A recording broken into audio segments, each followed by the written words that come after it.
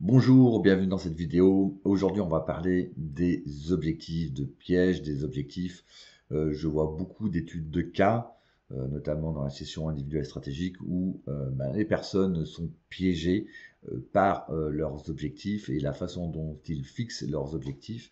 Eh bien, c'est le blocage même au développement de leur activité, aussi bizarre que ça puisse paraître, et on va le faire en lien avec la loi d'attraction, la loi d'attraction qui était le sujet de notre dernière vidéo. Et aujourd'hui, on va parler justement du piège des objectifs en lien avec la loi d'attraction, dans ce qui sera la partie 2. Alors, ça ne veut pas dire non plus qu'il ne faut pas se fixer d'objectifs. Il est très important de fixer des objectifs, mais des fois on les fixe pas très bien, on fait des erreurs, et ces erreurs sont liées justement à la loi d'attraction que l'on a vu dans la dernière vidéo. Mais avant de commencer, comme d'habitude, je vous rappelle donc que vous avez la formation gratuite sur comment développer votre activité, même si vous avez peu ou pas d'expérience. Donc le lien de la formation en description, c'est une formation gratuite. Voilà. J'en dis pas plus et on passe directement à notre sujet. C'est parti. Alors, la loi d'attraction, qu'est-ce que c'est? Alors, c'est simplement un rappel par rapport à l'ancienne vidéo, donc la dernière vidéo, un rapide rappel. La loi d'attraction, c'est que, d'abord, vous savez que tout est vibration. Ça part notamment des travaux de Nikola Tesla, d'Einstein, etc., etc. Bon, voilà.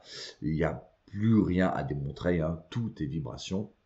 Et la loi d'attraction, c'est exprimé, on attire ce que l'on vibre.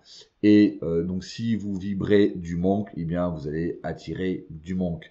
Si vous voulez, par exemple, atteindre un objectif, eh bien vous allez attirer une situation où vous allez attendre d'atteindre un objectif. Et la loi d'attraction passe avant tout par un ressenti. Ce n'est pas du tout une actualisation, pardon, c'est pas une actualisation, c'est une intellectualisation. Voilà, j'ai trouvé le mot.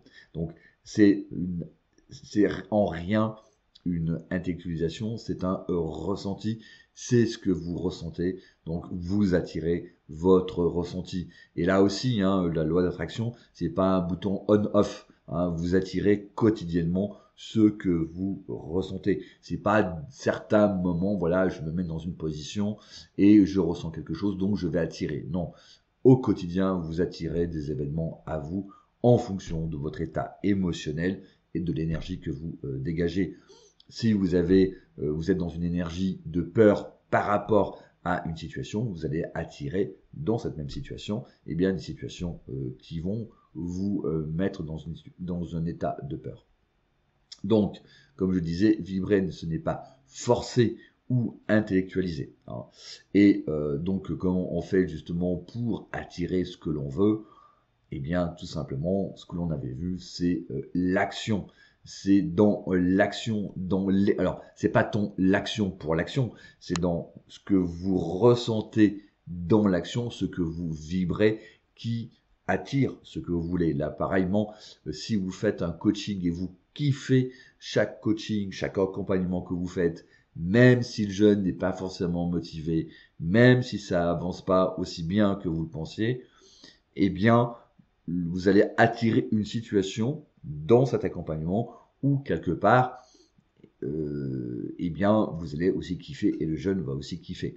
Là aussi, si vous êtes dans une situation de prospection, de chercher des clients, d'avoir beaucoup plus de clients, mais que vous êtes dans votre prospection à la recherche de clients, vous vous plaignez, vous êtes dans une position de victime, vous êtes frustré, vous allez attirer une situation qui correspond exactement à votre état émotionnel, à savoir une situation de frustration, c'est-à-dire 0 client. Maintenant, si vous allez à la rencontre des parents, certes au début vous n'avez pas forcément des clients, mais vous rencontrez les parents, ça vous fait plaisir, vous êtes impliqué, et bien là, automatiquement, votre état vibratoire, c'est un état de gratitude, de plaisir, et vous allez attirer ces situations-là. Voilà. Donc voilà, en gros, ne m'en voulez pas si je fais l'impasse sur certaines spécificités, sur certaines subtilités. Bon, voilà, c'est pour vous faire comprendre le gros de ce que c'est la loi d'attraction. Et on arrive à notre sujet sur les pièges des objectifs. Le piège, c'est lorsque vous fixez un objectif et il n'est pas atteint. Lorsque quel mécanisme se met en place? Tout simplement, quand vous atteignez pas un objectif, alors peut-être pas la première fois, mais la deuxième fois, la troisième fois, ce qui va se manifester, c'est un état de frustration. Donc vous serez dans une énergie de frustration. Et qu'est-ce que vous allez attirer, comme nous l'avons dit? Eh bien, une situation de frustration. Et donc là, la fixation des objectifs va se retourner contre vous parce que vous ne les avez pas atteints. Donc, l'erreur numéro 1, c'est par exemple de fixer des objectifs qui ne dépendent pas de vous. Et donc, vous êtes dépendant d'éléments extérieurs. Je prends un exemple. Voilà, vous voulez faire une conférence, vous allez avoir une école. L'école dit ouais, c'est chouette, on vous remet une salle pour attirer pour les parents, quoi. Voilà. Et vous faites la conférence, donc vous attendez, et là il y a personne qui vient. Et donc vous atteignez pas votre objectif. Et quel est le problème? Tout simplement, c'est que la conférence dans l'école ne dépend pas que de vous. Pourquoi? Parce que la communication a été assurée par l'école. Comment la communication a été faite? Est-ce qu'ils ont envoyé les invitations au bon moment et à qui? En général, un petit aparté, mais quand vous faites une conférence, ce qui est très important, c'est quand vous communiquez la date et l'heure de la conférence, c'est important de communiquer ensuite une semaine après et de recommuniquer la veille. Voilà. Si vous faites pas ça, la communication va pas forcément être optimum. Voilà. Mais en tout cas, vous êtes dépendant d'éléments extérieurs. Donc voilà. Donc là, j'ai pris l'exemple de la conférence. Donc ça dépend de beaucoup d'éléments. Là aussi, je vois aussi pas mal de choses. C'est que certains d'entre vous qui font du coaching scolaire tendent quand même à promettre une augmentation de la moyenne parce que c'est ce qu'attendent les parents. Les parents attendent une augmentation des moyennes. Les parents sont matraqués au niveau communication et marketing par les sociétés de soutien scolaire. C'est le jeu, voilà. Donc quelque part, les parents attendent quand même de façon sous-jacente, même si c'est pas verbalisé, une augmentation des notes. Et vous n'êtes pas sûr, comme on vous dit en coaching. Dans l'école de coaching, vous avez une obligation de moyens, mais pas de résultats. Bon, je tique un peu là-dessus, mais voilà, là on est dans du coaching scolaire et vous êtes face à la réalité. Et donc, vous avez tendance à, quand les parents vont vous demander, est-ce que je vais augmenter la moyenne de mon enfant? Est-ce que mon enfant va augmenter sa moyenne? Oui, avec les outils que je vais mettre en place, oui, normalement, oui. Bon, voilà, vous ne promettez pas trop, mais vous promettez quand même un petit peu. Ça dépend pas que de vous. Parce que, est-ce que l'enfant va appliquer? 2, est-ce que aussi l'enfant a certaines lacunes? C'est-à-dire que vous ne faites pas du soutien scolaire. Peut-être que l'enfant aussi a de graves lacunes dans certaines matières, c'est pour ça qu'il coule. Vous voyez, ça dépend pas de vous. Et aussi peut-être l'attitude des parents. Est-ce que les parents sont trop critiques? Est-ce que les parents sont trop contrôlants? Vous voyez, vous avez des éléments que vous ne contrôlez pas. Donc, là aussi, quand vous fixez un objectif vis-à-vis d'un accompagnement du jeune, je m'attends à ce que le jeune ait une augmentation de la moyenne après mon accompagnement. Tout ne dépend pas de vous. Il y a d'autres éléments, comme je vous l'ai annoncé. Donc, attention, quand vous fixez des objectifs, que ça dépende à 100%, pas 99%, à 100% de vous, pour éviter évidemment les désagréments. Et la deuxième erreur, c'est de fixer des objectifs trop élevés ou irréalistes. Je prends un exemple en termes de chiffre d'affaires. Quand vous décrétez, cette année, je vais faire 36 000 euros de chiffre d'affaires en auto-entreprise, vous démarrez de zéro et vous décrétez, faire 36 000 euros. Oui, ok, mais sur quelle base? Vous voyez, c'est complètement irréaliste. Vous débutez, vous n'avez pas de réseau, ou peut-être que vous avez le savoir-faire, mais là, il va falloir démarcher méchant pour trouver des clients et pour vendre votre offre. Et donc, là aussi, très souvent, les objectifs de chiffre d'affaires sont trop souvent irréalistes. Alors, c'est sûr que vous avez entendu parler en développement personnel, il faut des objectifs élevés. Ok, on n'atteint pas l'objectif, mais le fait de se placer dans un objectif élevé va permettre mais finalement d'avoir quand même d'avancer. Oui et non, parce que tout le problème, c'est que si vous placez un objectif trop élevé, ben vous allez avoir évidemment, vous ne pourrez pas l'atteindre, vous n'allez pas l'atteindre, et donc ben vous aurez une énergie de frustration, vous serez forcément frustré quelque part de ne pas avoir atteint votre objectif. Voyez. Alors là aussi, on ne fixe pas un objectif, il ne faut pas l'atteindre. Vous n'allez pas dire, bon voilà, je me fixe 36 000 € de chiffre d'affaires, tout en sachant dans l'intérieur de vous-même, dans vos forêts intérieures, vous dites, bon, mais de toute façon, je ne vais pas l'atteindre. Ça n'a pas de sens. Et donc, voilà. Donc là aussi, ce sont des erreurs que je constate. Aussi, le nombre de clients. Le nombre de clients ne dépend pas aussi forcément de vous. Par exemple, lorsque vous allez voir des parents, c'est en fonction de la période. C'est-à-dire que voilà, vous vous fixez par exemple comme objectif d'avoir 3 ou 4 clients nouveaux par mois. Oui, mais au mois de juin, les parents ont la tête ailleurs. Mois de juillet, mois d'août, bon, c'est les vacances. Mois de septembre, c'est la rentrée. Donc, ouais, il y a un certain rush, vous voyez. Donc là aussi, tout ne dépend pas de vous, mais en plus, l'objectif peut être trop élevé. Donc, là aussi, ça risque d'engendrer une certaine frustration, et donc vous allez, le risque derrière, hein, comme je vous le disais, le risque c'est de générer une situation de frustration, et donc à savoir pas de clients. Un autre exemple aussi, l'objectif irréaliste, hein, c'est un objectif d'augmentation des notes. Là aussi, ça peut vous paraître, peut-être vous riez quand vous dites, bah oui, une augmentation de 3 points de moyenne, c'est irréaliste. Je l'ai vu, j'ai vu en entretien individuel stratégique, des coachs scolaires me dire, bah voilà, j'ai un problème parce que j'ai une méthode qui ne fonctionne pas. Ah bon, pourquoi? Bah, moi, je promets l'augmentation des notes des parents, autrement, j'ai pas de clients, et je promets plus 3 de moyenne d'augmentation des notes. Non, c'est beaucoup trop. Alors, nous, dans le collectif, on a vu des augmentations de moyenne stratosphériques.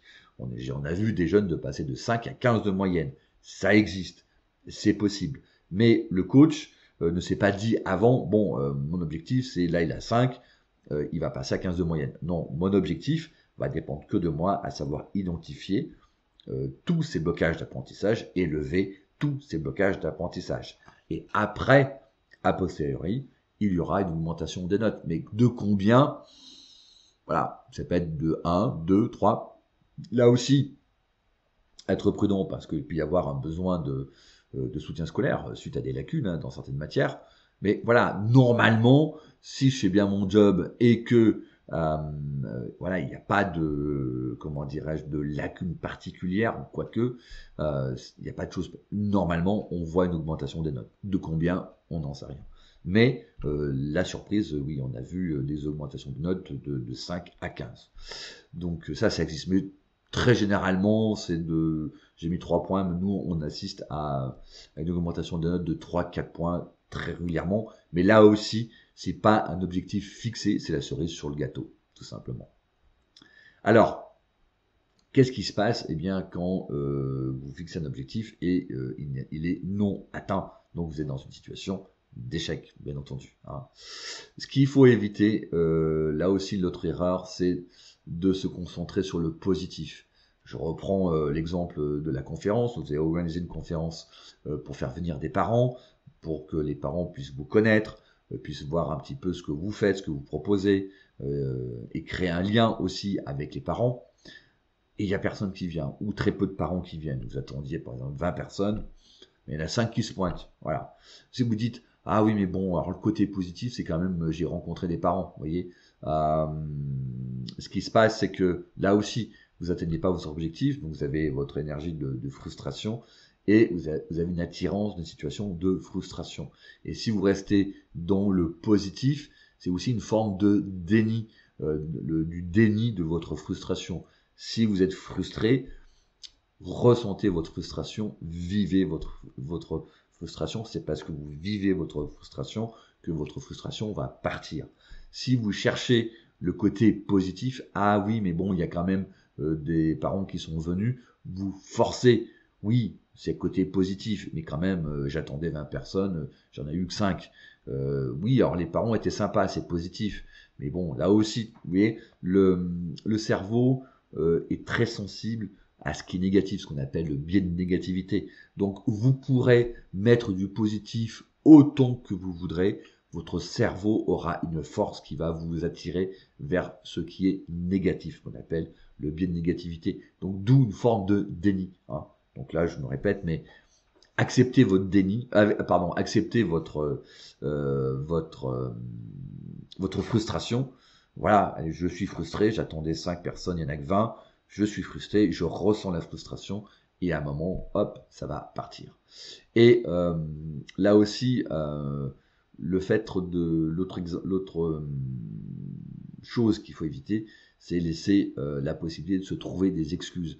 Quand vous êtes dans le positif, ouais, mais les parents, je comprends pas, ils étaient invités, il devait y avoir 20 personnes, voilà, j'ai vu un listing de 20 personnes de gens qui sont inscrits, ils sont pas venus. Quand vous cherchez le positif, ça donne aussi libre cours à la possibilité de se trouver des excuses. Ouais, mais bon, quand même 15 parents qui sont pas venus, ils se sont inscrits, ils sont pas venus. Alors quel manque de correction, ou alors ces parents sont pas vraiment intéressés par l'éducation de leur enfant, ces parents sont pas intéressés par la réussite de leur enfant.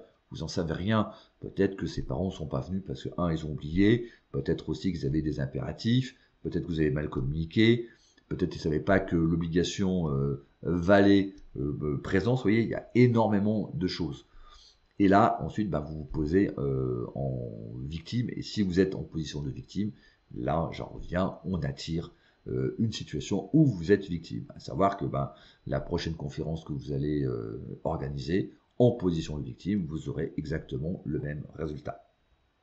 Donc, pour ça, le mieux, c'est de se poser les bonnes questions. Je ferai une vidéo là-dessus d'ailleurs, mais l'avantage des questions, c'est d'orienter votre cerveau de façon élégante et naturelle.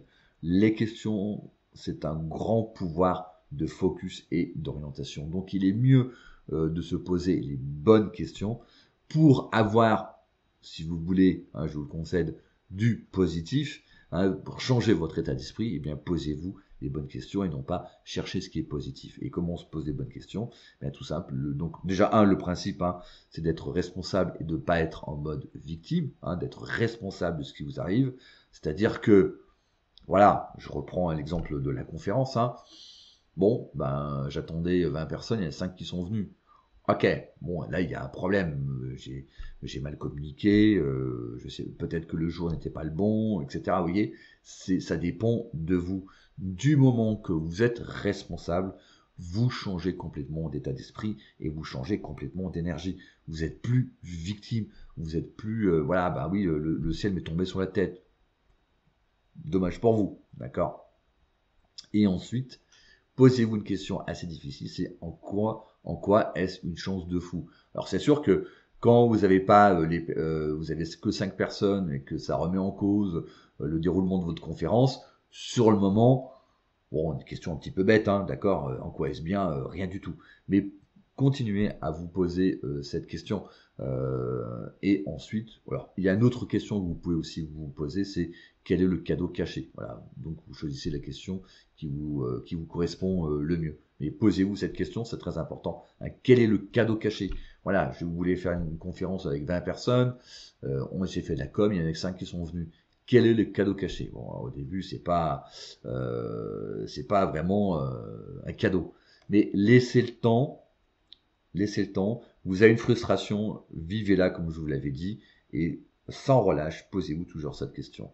Et peut-être que vous allez voir que finalement, cette expérience où vous attendiez beaucoup de cette conférence, de rencontrer des parents, et vous n'avez vu que 5 personnes, ça montre quand même que il y a un problème dans la communication. Donc cette expérience vous montre que vous devez, revoir votre communication, et 2, les prochaines conférences que vous allez faire, vous allez éviter de perdre votre temps.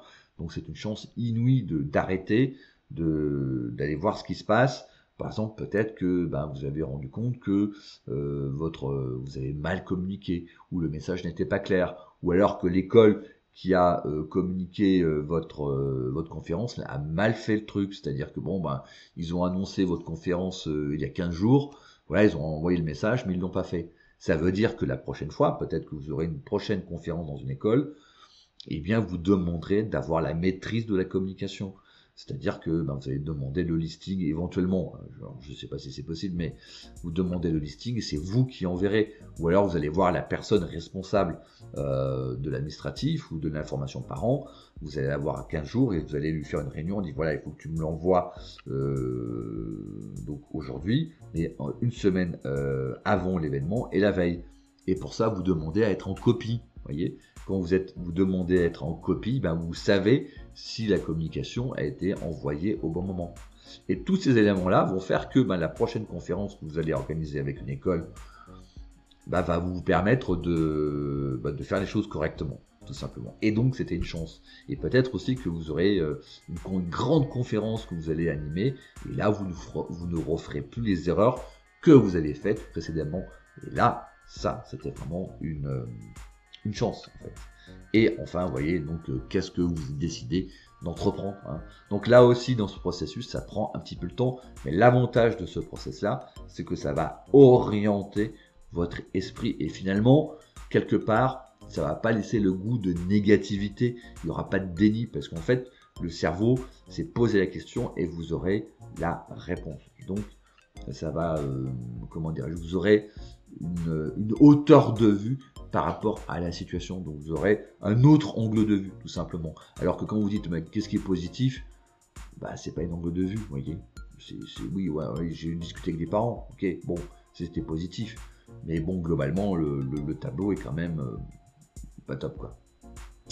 Voilà, c'est tout pour cette vidéo, donc j'espère qu'elle vous a inspiré. Donc faites attention quand vous développez votre activité. Alors, je le redis, hein, il est essentiel de se poser, de mettre des objectifs, et penser à des objectifs qui dépendent que de vous et qui soient réalistes et qui évitent justement d'avoir une certaine frustration. Laquelle frustration, quand elle vient, et c'est normal, c'est humain, et bien vivez-la et posez-vous les questions qui vous permettent d'être focus sur un changement d'angle de vue, qui vous permettent d'avoir un état d'esprit et donc une énergie plutôt qui vous nourrit votre activité et qui est en fin de compte assez positif. Voilà, likez si vous avez aimé. Donc je vous rappelle la formation, le lien est en description et je vous dis abonnez-vous à la chaîne aussi, j'allais oublier. Et je vous dis à très bientôt. Ciao!